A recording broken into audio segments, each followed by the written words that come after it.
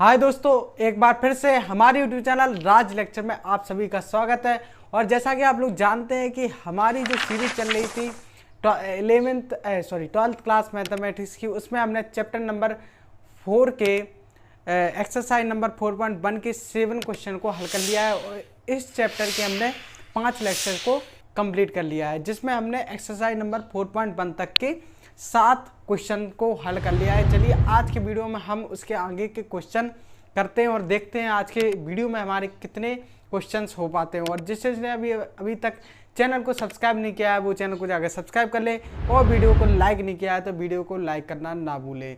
और जिसको भी जो हमारे चैनल पर नया हो और जिसको हमारे पिछले लेक्चर्स को देखना है वो हमारे डिस्क्रिप्शन पर जाइए, उसमें प्लेलिस्ट की लिंक मिल जाएगी और सभी चैप्टर्स के वीडियोज़ की लाइन बाय लाइन आपको लिंक मिल जाएगी, जिस पर आप क्लिक करके हमारे वीडियोज़ तक पहुंच जाएंगे और आप सभी चैप्टर्स को पढ़ पाएंगे। तो चलिए इसी के साथ करते हैं अपनी वीडियो को स्टार्ट। तो चलिए दोस्तों, अब बात कर लेते हैं अपने 8वें क्वेश्चन की। तो हमारा यहाँ पर 8वां प्रश्न है, तो देखते हैं 8वां प्रश्न कौन सा। 8वां प्रश्न है हमारा, सिद्ध कीजिए कि कोई हमें सारणिक दी गई है, उसके बराबर में इस सारणिक का मान हमें 0 सिद्ध करना है। ठीक, तो हमें LHS को लेकर हमें क्या करना है, 0 सिद्ध दिखाना है। RHS में हमें क्या दिखाना है, 0 दिखाना है। तो हमें 3/3 क्रम की सारणिक दी गई है, जिसको हल करने यानी इस सारणिक का मान हमें 0 के बराबर दिखाना है। तो चलिए, और इसी के साथ इस सारणिक के मान को निकालने से पहले हमें इसके कुछ इसमें जो फॉर्मूले यूज होने वाले हैं उसकी बात कर लेते हैं। क्योंकि आपको दिख रहा होगा ये हमारी ओमेगा स्क्वायर, आपको कुछ चीज़ें दिख रही होंगी। इसे हम W नहीं पढ़ते हैं, इसे हम ओमेगा पढ़ते हैं। और इसके कुछ फॉर्मूले होते हैं जो आपने 11th क्लास में पढ़े होंगे। 11th क्लास में आप लोगों ने चैप्टर नंबर 5 कॉम्प्लेक्स नंबर एवं एंड क्वाड्रेटिक इक्वेशंस में आप लोगों ने ये चीज़ें पढ़ी होंगी। 1 + ओमेगा स्क्वायर बराबर होता है 1 ओमेगा क्यू का 1 + ओमेगा स्क्वायर बराबर होता है 0। ये फॉर्मूले होते हैं। ओमेगा क्यू बराबर होता है 1, और एक और फार्मूला होता है ओमेगा + ओमेगा स्क्वायर बराबर होता है -1। तो ये कुछ फार्मूले होते हैं जिनके बारे में आपको यहाँ पर जानना होगा। यदि आप इन फार्मूलों को नहीं जान पाते तो आप इस क्वेश्चन को नहीं कर सकते। तो चलिए सबसे पहले हम इस 2-3 फार्मूले हैं उनकी बात यहाँ पर लिख लेते हैं साइड में। तो इस क्वेश्चन के लिए आपको ये फार्मूले आने आवश्यक है। तो पहला फार्मूला हमारा 1 + ओमेगा स्क्वायर बराबर होता है 0 के। और दूसरा फार्मूला है ओमेगा + ओमेगा स्क्वायर बराबर होता है -1। और ये फार्मूला हमारे इसी फार्मूले से बनकर आता है। ओमेगा + ओमेगा स्क्वायर को यहीं रहने देते हैं, 1 को वो साइड ले जाते हैं तो हो जाता है -1। और फिर आता है तीसरा फार्मूला, वो है ओमेगा क्यू बराबर होता है 1। तो ये फार्मूले आप लोगों ने 11th क्लास में chapter number 5 complex number and quadratic equation में आप लोगों ने बड़े ही स्पष्ट रूप से पढ़े होंगे। तो यहाँ पर इनकी हम ज़्यादा जानकारी नहीं लेंगे। अभी हम केवल किसकी बात करेंगे, अब हम इसमें इन सब सूत्रों का प्रयोग होगा इसमें। तो आप इसको कैसे भी कर सकते हैं। हम इसको कैसे करेंगे, हम इसको क्या करेंगे, प्रसार करके कर देंगे। ठीक, प्रसार करके करेंगे, क्योंकि प्रसार करना सरल भी होता है और जैसी आपकी इच्छा, आप चाहें तो इसको कैसी भी कर सकते हैं। तो चलिए कर लेते हैं इसको प्रसार कर। तो प्रसार करने से पहले हम इसमें एक चीज़ कर लेते हैं, फंक्शन का प्रयोग कर लेते हैं। ठीक, एक फंक्शन का प्रयोग कर लेते हैं, जिससे क्या हो जाएगा, थोड़ा क्वेश्चन और सरल हो जाता है। तो चलिए इसमें फंक्शन का प्रयोग कर लेते हैं। तो यहाँ पर हम इसमें फंक्शन का प्रयोग करेंगे। देखो कैसे करेंगे, हम यहाँ पर लगाएंगे C1 चेंज टू नहीं, यहाँ पर फंक्शन नहीं लगाते, यहाँ पर सारणिक का सीधा प्रसार ही करेंगे, क्योंकि फंक्शन लगाने से थोड़ा क्वेश्चन कठिन हो जाएगा। ठीक, तो यहाँ पर हम सारणिक का सीधा प्रसार करेंगे। और सारणिक का प्रसार आप किसी के भी सापेक्ष कर सकते हैं, या C1 के सापेक्ष, या C2 के सापेक्ष, या C3, या R1, या R2, या R3, जो आपकी इच्छा हो आप उसके सापेक्ष इसका प्रसार कर सकते हैं। चलिए हम इसका प्रसार R1 के सापेक्ष कर लेते हैं। तो लिखेंगे एक्सपेंडिंग विथ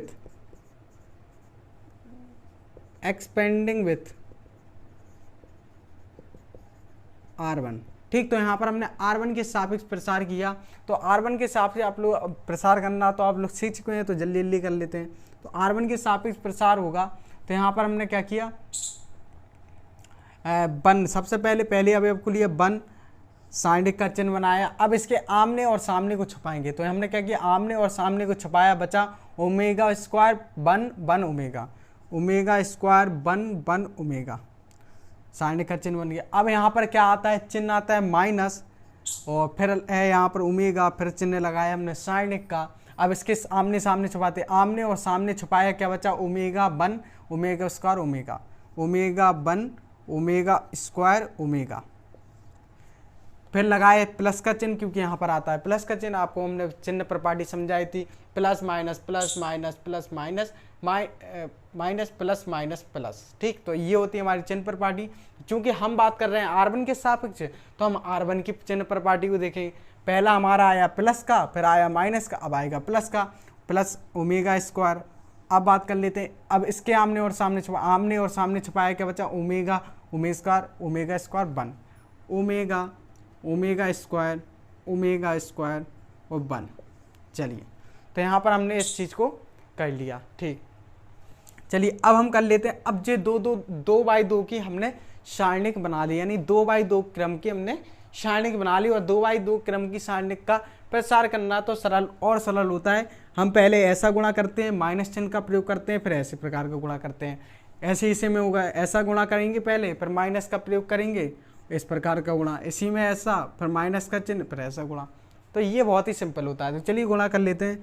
तो वन ब्रैकेट लगाया, ओमेगा स्क्वायर का ओमेगा में होगा गुणा, तो हो जाएगा ओमेगा क्यू, माइनस का चिन्ह लगाया, वन का वन में होगा तो वन, माइनस ओमेगा ब्रैकेट में, ओमेगा का ओमेगा में होगा तो omega square, minus omega square का वन में होगा तो ओमेगा स्क्वायर हो गया ये, प्लस ओमेगा स्क्वायर ब्रैकेट में, ओमेगा का वन में गुणा होगा तो हो जाएगा ओमेगा, माइनस ओमेगा स्क्वायर का ओमेगा स्क्वायर में होगा तो होगा ओमेगा की पावर 4 हो जाएगा।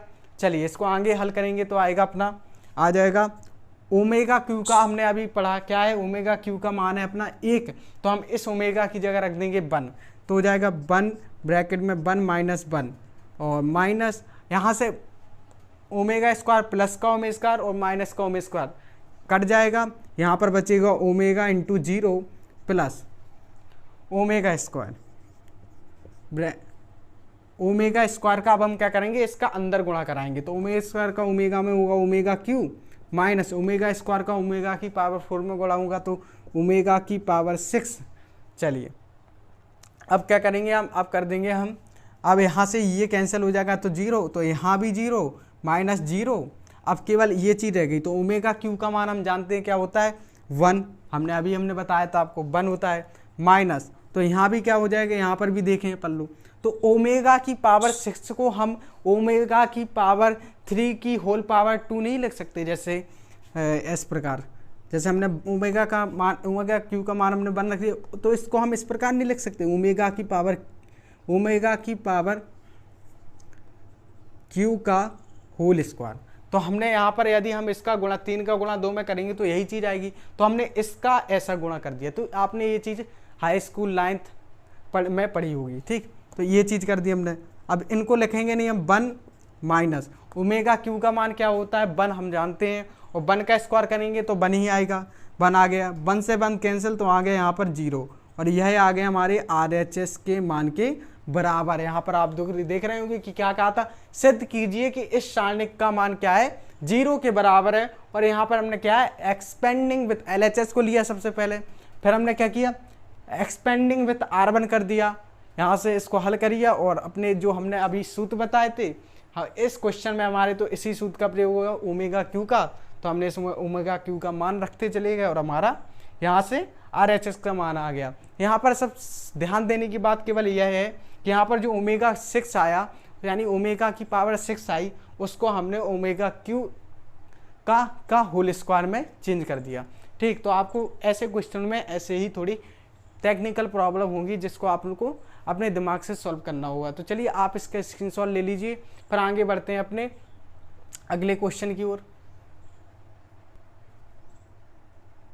चलिए दोस्तों, इसी क्रम में अब बात आती है अपने क्वेश्चन नंबर 9 की। और क्वेश्चन नंबर 9 हमारा कह रहा है कि निम्नलिखित का मान ज्ञात कीजिए। और इसमें हमें सिद्ध नहीं करना है, इसमें हमें निम्नलिखित का मान ज्ञात कीजिए, यानी जो हमें स्टैंडिंग दे रखी है इसका हमें मान ज्ञात करना है। और आप लोग सोच रहे होंगे कि हमने इस चीज़ को क्यों नहीं मिटा रहा, क्योंकि अब इस क्वेश्चन में भी हमारे इन तीनों सूत्र का प्रयोग होने वाला है, तो आप लोग बड़े ही ध्यान से देखिएगा।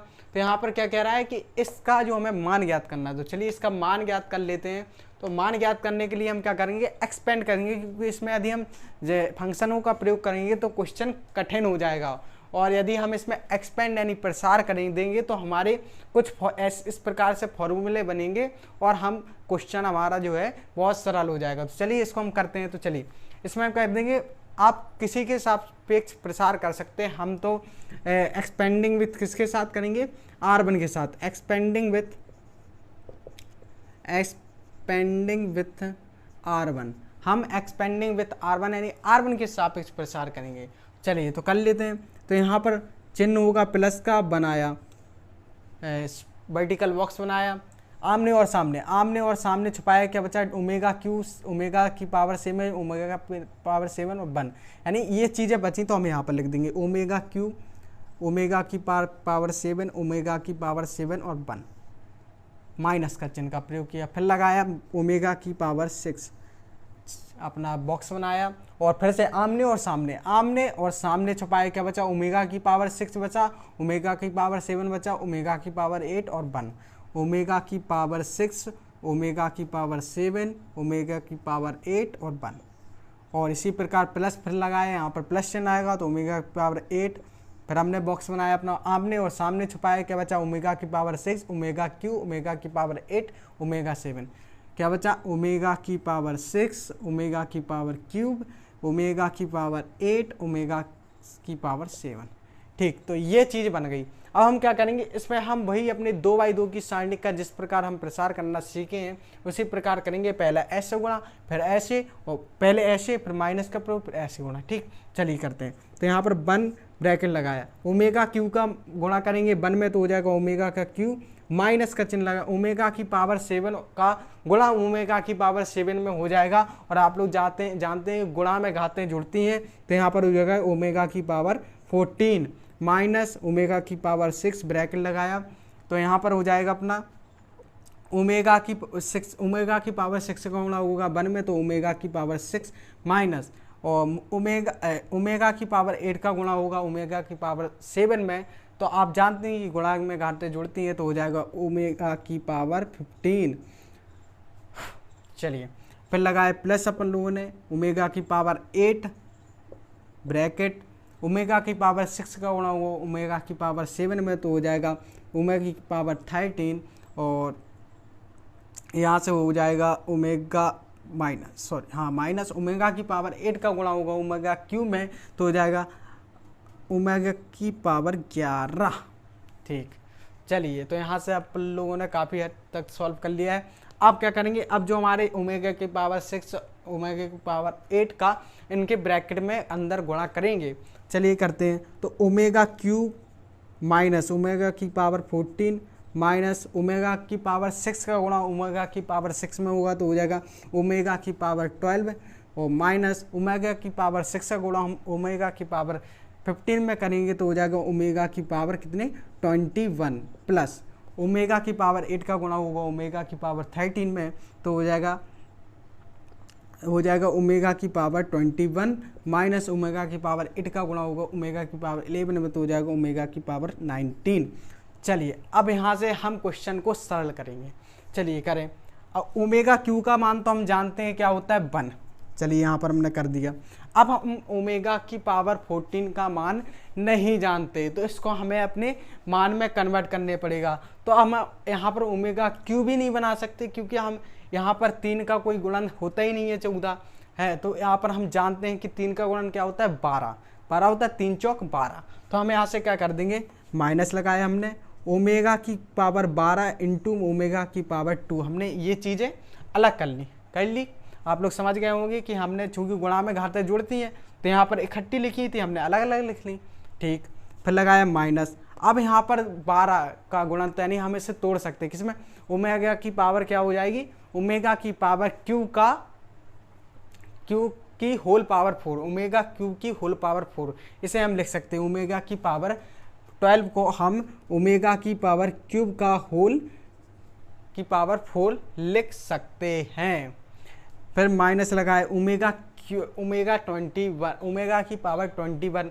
अब इसमें भी बात आती है तो इसमें भी हम देखते हैं क्या बन पाता है, 3 7 21, इसमें भी बन जाएगा, क्या हो जाएगा 3 7 21, हम गुणन होता है इसका गुणज होता है। तो चलिए तो इसको लिख देंगे ओमेगा की पावर क्यू की पावर होल पावर 7। और ऐसा हम इसलिए कर रहे हैं क्योंकि ओमेगा क्यू का मान हम जानते हैं, बन रखेंगे, बन की पावर कितनी भी हो उसका मान बन ही होता है। तो हमें यहाँ पर क्वेश्चन बहुत ही सरल हो जाएगा। यदि हमें ऐसा नहीं करेंगे तो हमारा क्वेश्चन बहुत ही लॉन्ग होगा और आप करना मुश्किल हो जाएगा, तो हमें ऐसा करना पड़ रहा है। फिर माइनस का चिन्ह लगाया, अब क्या बचा, तो यहाँ पर हमसे एक गलती हो रही है कि यहाँ पर हमने जब किसका ओमेगा की पावर ओमेगा की पावर 6 का गुणा किया तो यहाँ पर हमने माइनस माइनस प्लस यहाँ पर करना हम भूल गए, अंदर जब हमने इसको गुणा किया तो यहाँ पर हमने माइनस माइनस करना भूल गए। ठीक, तो यहाँ पर सही आया, ओके। तो यहाँ से हम क्या बात, यहाँ भी प्लस आ जाएगा फिर, हाँ। तो अब क्या बचा, 3 चौक 12, ठीक। अब यहाँ भी हमारा प्लस है। चलिए ओमेगा की पावर 21 को हम खोलेंगे बिल्कुल इसी की तरह, तो हो जाएगा ओमेगा की पावर क्यू का होल पावर 7। ठीक, अब इसको खोलते हैं तो इसको किस प्रकार से खोलेंगे, इसको हमारा बनेगा क्या हो जाएगा 55 18। ठीक, तो इसमें हो जाएगा हमारा माइनस का ओमेगा की पावर 18 इंटू ओमेगा। ठीक, तो यहाँ पर हमने ओमेगा की पावर 18 इंटू ओमेगा में तोड़ दिया। अब चलिए इसको हम हल करें तो 1 माइनस ओमेगा की पावर को हम कैसा लिख सकते हैं, ओमेगा की क्यू का होल पावर 4, इसको हम इस प्रकार लिख सकते हैं इंटू ओमेगा स्क्वायर का कोई मान अभी हमें पता नहीं है तो यहाँ पर इसको ऐसे ही लिखे लेने देते हैं, माइनस ओमेगा क्यू का मान क्या होता है 1, और 1 की पावर हम 4 करेंगे तो आएगा 1। ठीक, तो प्लस, और 1 की यहाँ पर ओमेगा क्यू का मान हम जानते हैं 1 होता है, तो यहाँ पर फिर से हम 1 लिख देते हैं। 1 की पावर क्या है 7, प्लस ओमेगा क्यू के मान हम जानते हैं क्या होता है 1, 1 की पावर 7 माइनस, इसको हम क्या लिख सकते हैं, इसको हम लिख सकते हैं 3 6 18। तो यहाँ पर हम इसको लिख सकते हैं ओमेगा क्यू की whole power 6 into omega. Okay, तो यहाँ पर हमने ये चीज़ लिख दी। अब 1 माइनस ओमेगा क्यू का हम मान जानते हैं 1 होता है, और 1 की पावर 4 का मान भी होता है 1, तो यहाँ पर 1 आ गया, और इंटू ओमेगा स्क्वायर हमारा है माइनस 1 की पावर 4 का मान 1 होता है, प्लस 1 की पावर 7 का मान 1 की पावर 7 का मान 1 माइनस यहाँ पर ओमेगा क्यू का मान हम 1 रखेंगे, और 1 की पावर 6 यानी 1 की पावर कुछ भी हो हमारा उसका मान 1 ही आता है। तो यहाँ पर हमने क्या लिख दिया 1 और इंटू ओमेगा है। तो अब चलिए काटते हैं, तो यहाँ पर प्लस का 1 माइनस के 1 से कैंसिल, और यहाँ पर भी हमारा यहाँ पर कुछ कैंसिल नहीं हो रहा है। ओके, तो यहाँ पर हम क्या करेंगे, यहाँ पर हमारा हो जाएगा क्या बचा हमारे पास, जो बचा हम उसको लिख लेते हैं। 1 और 1 जुड़कर हो जाएंगे 2, तो यहाँ पर सबसे पहले 2 को लिख दिया, फिर हो जाएगा माइनस का ओमेगा स्क्वायर, फिर लिख देंगे हम माइनस के ओमेगा। ठीक, जो बचा हमने उन सभी चीज़ों को यहाँ पर लिख दिया। हमारे पास क्या बचा 2 माइनस 2 कहाँ से आया 1 और 1 प्लस के 1 और प्लस के 1 को जोड़ा 2 माइनस की ओमेगा स्क्वायर ये बचा था, ओमेगा स्क्वायर का 1 में गुणा करेंगे तो ओमेगा स्क्वायर, माइनस ओमेगा का 1 में गुणा करेंगे तो ओमेगा, माइनस का ओमेगा हो जाएगा। ठीक, तो ये चीज़ें आ गई। अब यहाँ पर इसको हम साइड में थोड़ा सी जगह लेकर इसको हल कर लेते हैं। ठीक, इतने में हो जाएगा हमारा हल क्वेश्चन। और क्या हमारे पास बचा है 2 minus omega square minus omega. और अब आप लोग यहाँ से माइनस कॉमन ले लीजिए, तो माइनस कॉमन लेंगे तो आ जाएगा ओमेगा स्क्वायर प्लस ओमेगा। और यहाँ से आप लोग देख रहे होंगे कि ओमेगा प्लस ओमेगा स्क्वायर का मान हम जानते हैं क्या होता है -1, तो यहाँ से हो जाएगा 2 माइनस ब्रैकेट में -1, और यहाँ से 2 माइनस माइनस प्लस 1 बराबर 3। यही हमारा हो जाएगा इस क्वेश्चन का आंसर। 3 हो जाएगा हमारे इस क्वेश्चन का आंसर। तो यहाँ पर आप लोग देख रहे होंगे कि कितनी टिपिकल्ट कैलकुलेशन थी, जिसमें आपको बड़े ही ध्यान से करना होगा। अभी मुझसे ही 2-3 बार गलती होगी, तो आपसे कितनी बार हो सकती है।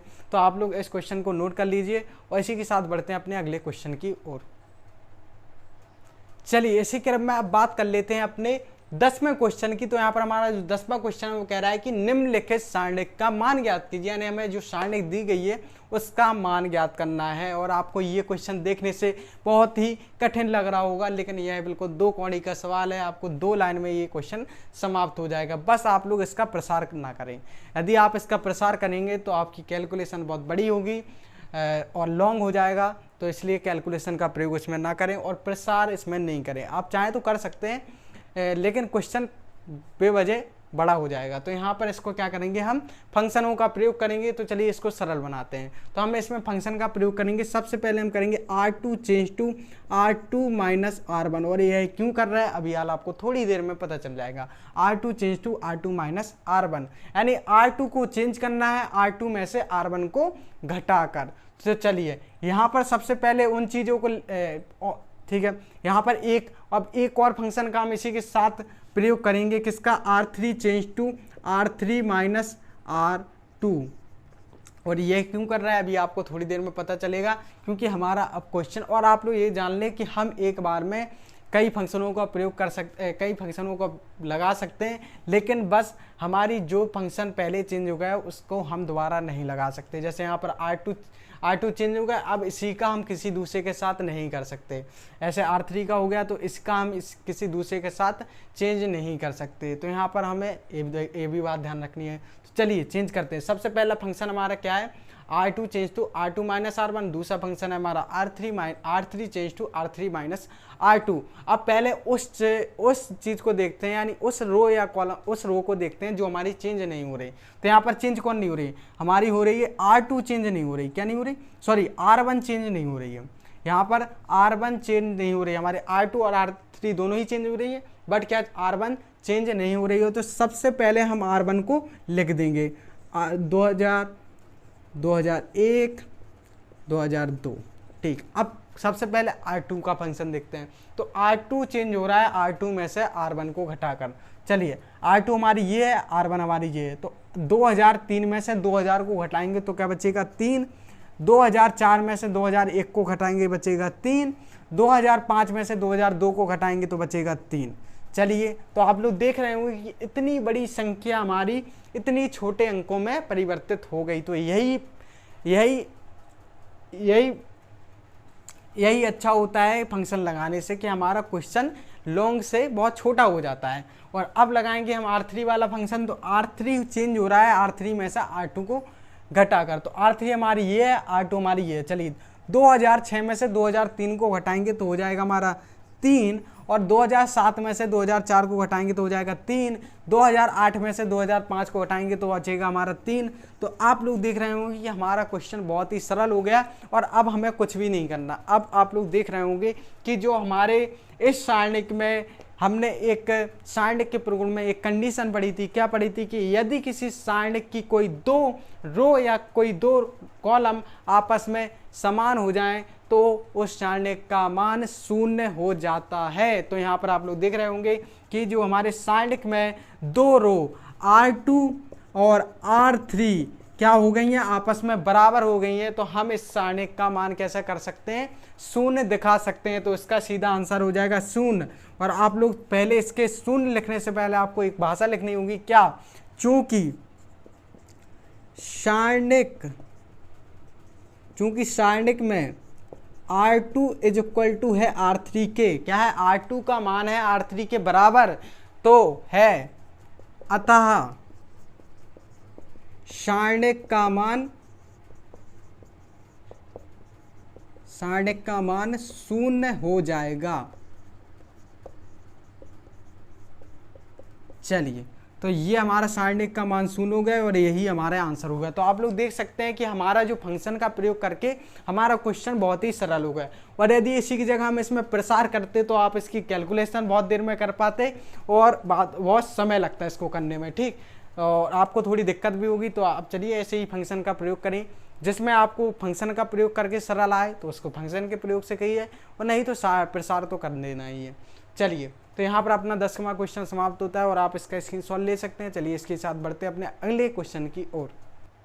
चलिए दोस्तों, इसी क्रम में अब बात आती है अपने 11वें क्वेश्चन की। तो यहाँ पर हमारा 11वां क्वेश्चन कहता है कि इस क्वेश्चन को क्या करना है, सरल करना है, यानी सरल करने का मतलब है इस साइड का हमें क्या करना है, मान ज्ञात करना है। तो चलिए कल तो आपको ये क्वेश्चन आपको देखने में बहुत ही कठिन लग रहा होगा, बट ये क्वेश्चन बहुत ही सरल है, क्योंकि आप लोग देख रहे होंगे कि जो हमारी इस साइड में जो C1 का में है कि इसमें C1 में क्या है, 2 जीरो हैं। तो अब यहाँ पर अपन लोगों को हमने क्या बताया था जब हम इसके सारणिक के प्रगुण बन रहे थे कि हम सारणिक का प्रसार करते हैं तो उस कॉलम या रो के सापेक्ष प्रसार करना ज़्यादा सरल होता है जिसमें हमारे जीरो अधिक होते हैं। तो यहाँ पर आप लोग देख रहे होंगे कि हमारे C1 में जीरो अधिक मात्रा में है, तो यहाँ पर हम क्या करेंगे, C1 के सापेक्ष प्रसार करेंगे, और आप चाहें तो किसी के भी सापेक्ष प्रसार करके इसका मान निकाल सकते हैं, लेकिन जीरो जिसमें ज़्यादा होता है तो हमें उसमें कैलकुलेशन कम करनी पड़ती हो। तो चलिए देख लेते हैं। तो यहाँ पर करेंगे एक्सपेंडिंग विथ C1। चलिए C1 के सापेक्ष प्रसार करेंगे तो आएगा अपना C1। अब यहाँ पर चिन्ह का भी ध्यान देना है, क्या होता है हमारे चिन्ह, plus minus plus minus plus minus plus minus plus. तो यहाँ पर होता है प्लस माइनस प्लस। चलिए, तो यहाँ पर क्रम देखेंगे, प्लस होता है तो 1 वो अपना वर्टिकल बॉक्स बनाया, आमने और सामने छुपाया, क्या बचा, cos x sin y sin x cos y, cos x sin y sin x cos y, bracket बंद, सॉरी अपना बॉक्स बंद। अब यहाँ पर प्लस माइनस माइनस लगाए, 0 वर्टिकल बॉक्स, आमने और सामने छुपाया, क्या बचा, x y sin x cos y, bracket box बंद, प्लस लगाया, 0 लगाया अपना।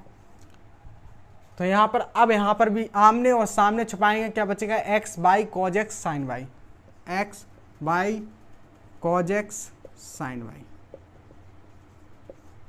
ठीक, तो यहाँ से हमारा हो जाएगा। अब यहाँ पर हम क्या करेंगे, अब 2/2 के सारणिक का हम प्रसार करना जानते हैं, तो हो जाएगा 1 ब्रैकेट मिलाया, cos x का गुणा होगा cos y में, तो हो जाएगा cos x into cos y, minus का चिन्ह लगाया, sin x का sin n y में, तो sin x into sin y, bracket बंद, माइनस 0।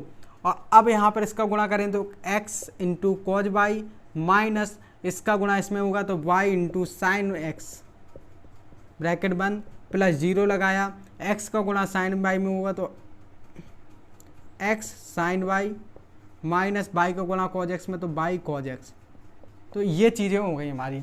अब आप लोग देख रहे हो कि 0 का गुणा इसमें होगा तो 0, इसका मान भी 0, और 0 का गुणा इसमें होगा तो इसका भी मान 0। तो यहाँ पर क्या बचा, हमारा बचा केवल cos x into cos y minus sine x into sine y, और यहाँ तो सब 0 हो गया, इसकी कोई दिक्कत नहीं है।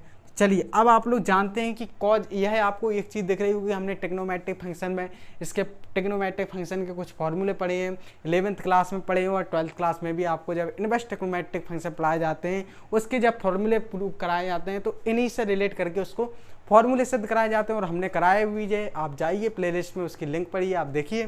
तो हमने इन फार्मूलों के माध्यम से इनवर्स ट्रिग्नोमेट्रिक फंक्शन के फार्मूलों को सिद्ध किया है। चलिए, cos x हमारे हम बात आते हैं, हम क्या बात कर रहे थे, हम बात कर रहे थे cos x into cos y minus sine x into sine y हमारा एक फार्मूला होता है। किसका फार्मूला होता है, cos x प्लस y का फार्मूला होता है। तो चलिए यहाँ पर उस फार्मूले का प्रयोग करते हैं। तो यहाँ पर हो जाएगा cos x प्लस y, और यही हमारे इस क्वेश्चन का आंसर है। क्या है, cos x प्लस y हमारे इस क्वेश्चन का आंसर है, यानी हमने इस सारणिक को क्या कर दिया, सरल कर दिया। तो ये आपका क्वेश्चन हल हो गया और आप इसका स्क्रीनशॉट ले लीजिए। चलिए इसी क्रम में आज के लास्ट क्वेश्चन की बात कर लेते हैं। चलिए दोस्तों, इसी क्रम में अब हम अपने एक्सरसाइज नंबर 4.1 के आज के लेक्चर के लास्ट क्वेश्चन में बात करने वाले हैं हम 12वें क्वेश्चन की। तो हमारा जो 12वां क्वेश्चन है वो है मान ज्ञात कीजिए, यानी हमें इस सारणिक का मान ज्ञात करना है। तो चलिए इस सारणिक का मान ज्ञात कर लेते हैं। तो इस सारणिक के मान में भी हम क्या करेंगे, फंक्शन का प्रयोग ना करते हुए सारणिक का प्रसार का प्रयोग करेंगे, प्रसार कर देंगे किसी भी रो या कॉलम के सापेक्ष आप इसका प्रसार कर लीजिए और आपका इसका आंसर आ जाएगा। तो चलिए हम इसके R1 के सापेक्ष प्रसार करें तो लिखते हैं expanding with R1, expanding with R1। Expanding with R1 की बात आती है तो हम देखो अब जानते हैं चिन्ह प्रॉपर्टी का प्रयोग आप लोग सीख चुके हैं। तो x ब्रैकेट में लगाया, यहाँ पे वर्टिकल बॉक्स लगाया, आमने और सामने छुपाया, क्या बचा y y z z, vertical box बंद, माइनस का चिन्ह, x लगाया, वर्टिकल आमने और सामने छुपाया, क्या बचा x y x z। अब हम थोड़ा जल्दी जल्दी कर रहे हैं क्योंकि आप लोग ये सब चीज़ें सीख चुके हैं। यहाँ पर फिर से प्लस लगाया, x का प्रयोग किया, वर्टिकल बॉक्स लगाया, आमने और सामने छुपाया, क्या बचा x y x z। चलिए तो यहाँ पर हो जाएगा x ब्रैकेट में, इसको हल करेंगे तो आएगा y z minus by z, by z minus by और जेड आ जाएगा, माइनस एक्स, एक्स का गुणा एक्स जेड में तो x Z minus x by, plus x का गुणा जेड में तो एक्स जेड, एक्स का गुणा बाई में तो एक्स बाई, और यहाँ पर अपना एक्स तो है जी, तो हम भूल ही गए। चलिए तो इसको हम हल करेंगे तो बाई जेड, प्लस के बाई जेड से माइनस का बाई जेड कैंसिल, और यहाँ पर x का गुणा जीरो में, चलो कर लेते हैं, x का गुणा जीरो माइनस x का अंदर गुणा कराते हैं तो हो जाएगा माइनस एक्स का x जेड में गुणा कराएंगे तो हो जाएगा माइनस के x square Z, minus x का माइनस में माइनस प्लस हो जाएगा x का गुणा तो हो जाएगा तो x square by plus x square Z minus x square by, और यहाँ से आप लोग देख रहे होंगे कि माइनस का एक्स स्क्वायर जेड प्लस के एक्स स्क्वायर जेड से कैंसिल, प्लस का x square Z x square by minus के एक्स स्क्वायर बाई से कैंसिल, और यहाँ पर एक्स का गुणा जीरो में करेंगे तो आएगा जीरो। तो टोटल मान हमारा क्या है, यानी नेट जो हमारा नेट आंसर आया वो क्या आया जीरो। तो यहाँ पर हमारा जीरो आ गया। तो हमने इस मान का इस सारणिक का मान ज्ञात कर लिया और बहुत ही सरल तरीके से कर लिया। हमने यहाँ पर R1 के सापेक्ष किया था प्रसार, आप चाहे किसी के सापेक्ष कर सकते हैं जिससे आपको सुविधा लगे। तो चलिए इसी क्रम में हमारा जो आज के लेक्चर का लास्ट में क्वेश्चन था उसकी बात कर ली। तो चलिए अब मिलते हैं अपने अगले वीडियो में जिसमें हम कुछ अन्य क्वेश्चनों के बारे में जानेंगे, एक्सरसाइज नंबर 4.1 के कुछ अन्य क्वेश्चनों को करेंगे। चलिए तो आज की वीडियो में इतना ही रहने देते। तो और जिसने अभी तक चैनल को सब्सक्राइब नहीं किया है वो चैनल को जाकर सब्सक्राइब कर ले, और वीडियो को लाइक नहीं किया है तो वीडियो को लाइक करना ना भूलें। चलिए और दोस्तों को इस चैनल को अपने दोस्तों में जरूर शेयर कर दें। चलिए मिलते हैं अपने अगली वीडियो में, तब तक के लिए गुड बाय, धन्यवाद।